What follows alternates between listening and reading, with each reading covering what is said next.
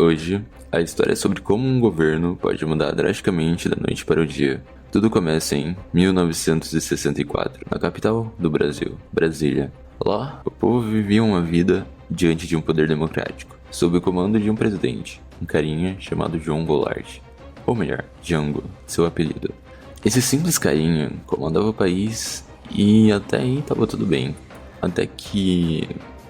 decidiram derrubar o governo do cara. Mas essa derrubada não aconteceu de maneira muito democrática, e eles simplesmente decidiram derrubar o governo e acabar com seu reinado. Por que isso aconteceu? Então, isso aconteceu por conta da conspiração em curso contra o governo de João Goulart, e vários grupos de conservadores temeram, fazendo com que movimentos sociais começassem a surgir. Com as reformas de base, Jango criou uma agenda que promovia um debate a respeito de entraves estruturais da sociedade brasileira. Esses debates discutiam basicamente sobre a reforma agrária, tributária, eleitoral, bancária, urbana e educacional. Com a dominação do tema sobre a reforma agrária, vários grupos de esquerda que queriam essa reforma começaram a invadir propriedades rurais, onde os proprietários eram da direita e não queriam essa reforma, desse modo fazendo pressão sobre o governo. Mas e aí, como que o Jango se enfraqueceu? Então, o Jango ele só demonstrou seu enfraquecimento no final do ano de 1963, mas o que aconteceu é que a esquerda ela exigiu ampliações de reformas e ela também defendeu a postura energética do governo. Já a direita ela se juntou com as Forças Armadas pela tomada do poder. Mas o começo do enfraquecimento ela surgiu exatamente no dia 12 de setembro de 1963, com a revolta dos sargentos. Isso aconteceu porque o Supremo Tribunal proibiu que os sargentos pudessem ocupar cargos no Legislativo. Já em outubro de 1963, o Jango ele tinha apresentado para o Congresso uma proposta de decreto de estado-sítio. Só que ela foi rejeitada pelos parlamentos dos grandes partidos. Então, depois de 3 dias, Jango retirou a proposta no Congresso. E com a soma dos dois eventos, abalou profundamente a imagem do ex-presidente. Ainda assim, como ficou a situação do Brasil?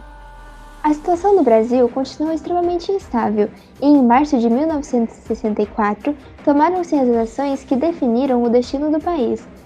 A conspiração dos grupos da extrema-direita estava a pleno vapor e uma ação de Jango desencadeou de maneira antecipada o golpe no Brasil.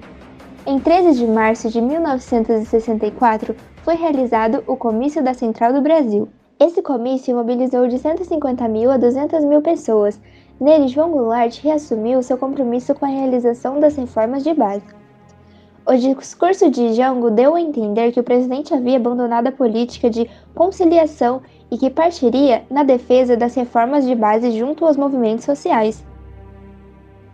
A reação conservadora foi imediata e ocorreu nas ruas no dia 19 de março com a Marcha da Família com Deus pela Liberdade. Essa passeata mobilizou mais de 500.000 pessoas em São Paulo contra o comunismo e reivindicando a intervenção dos militares na política brasileira. Essa passeata foi organizada pelo IPES e deixou bem clara a extensão do poder dos grupos golpistas e o temor da classe média com as reformas e com os movimentos sociais que pipocavam pelo país. Indignados com a situação atual do país, um marco muito importante para a história estava prestes a acontecer.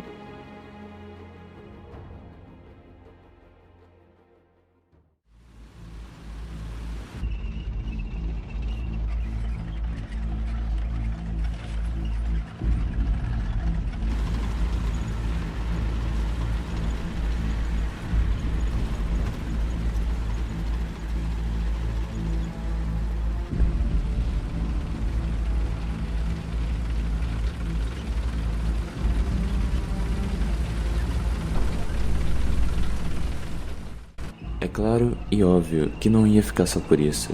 Os caras já estavam putinhos com as ideias que Jango tinha na cabeça. Aquelas fitas de comunismo e tudo mais. Afinal, depois da Segunda Guerra Mundial, era inviável isso pro país. E foi assim que eles lançaram logo a tal da ditadura militar. Então, senhoras e senhores, temos agora a ditadura militar atuando no Brasil.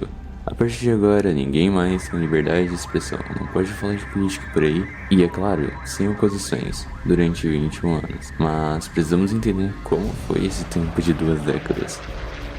O Brasil se transformou em um país ditatorial dia 31 de março de 1964, dia no qual foram enviados tanques do exército ao Rio de Janeiro para o local onde estava o presidente Jango. E com isso, após 3 dias, João Goulart partiu para o exílio no Uruguai e uma junta militar assumiu o poder no Brasil.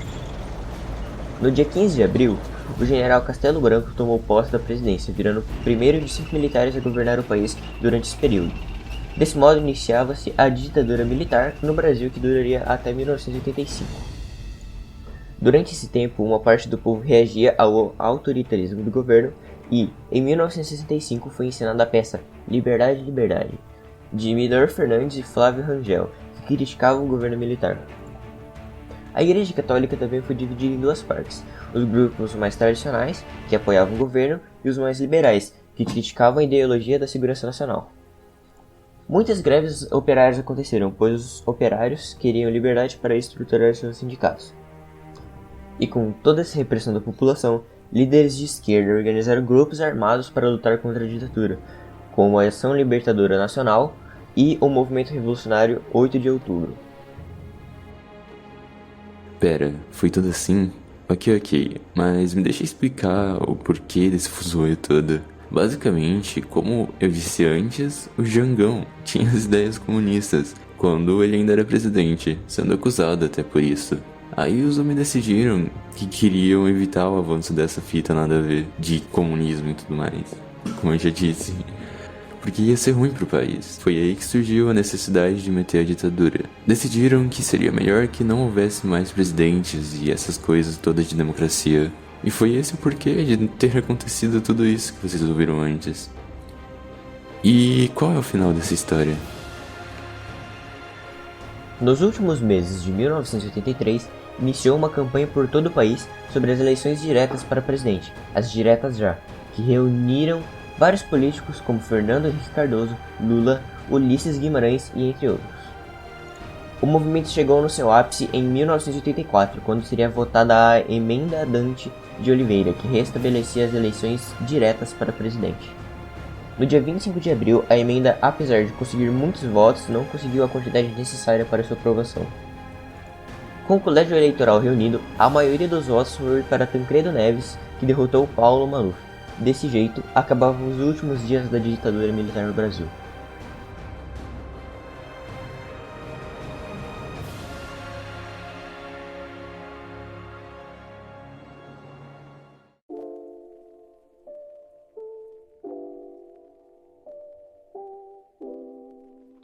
Bem, como nosso amigo Arthur ele mencionou sobre os atos institucionais, eu vou tocar um pouco no assunto.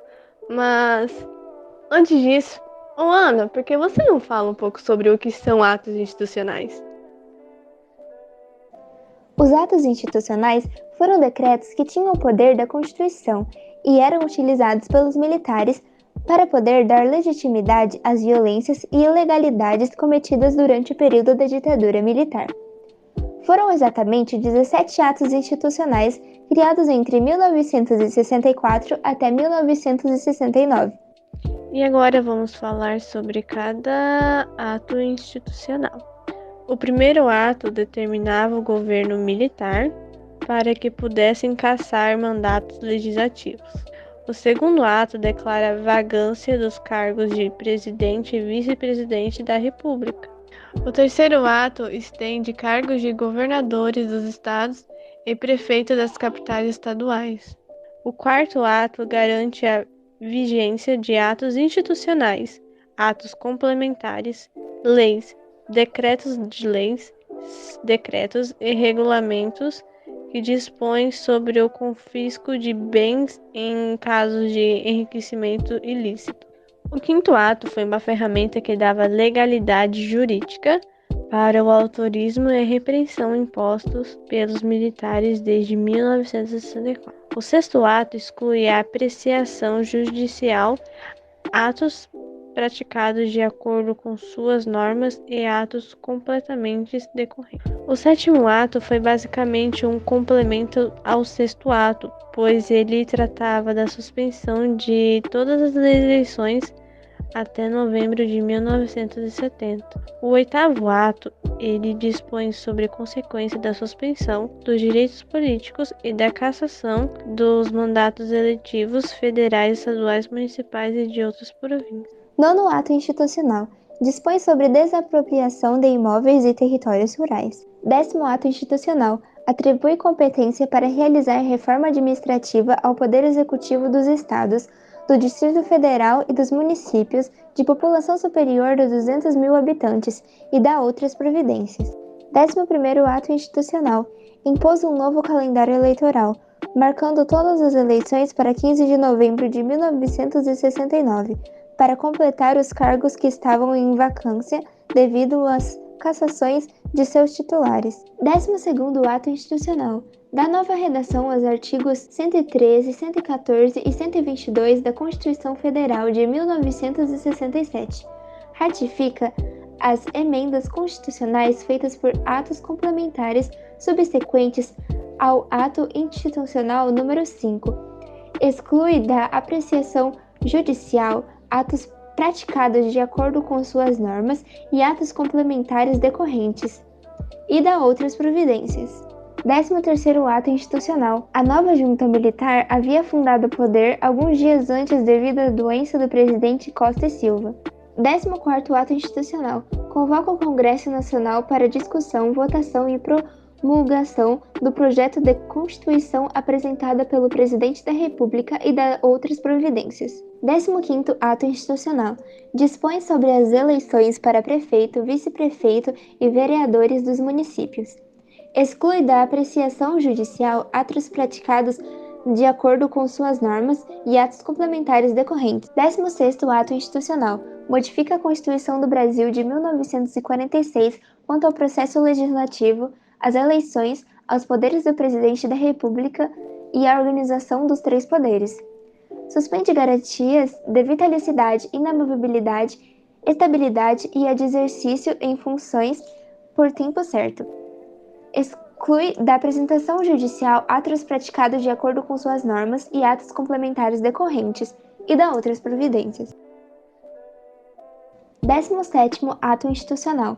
Autoriza o Presidente da República a transferir para a reserva, por período determinado, os militares que haja atentado ou venham a atentar contra a coesão das Forças Armadas.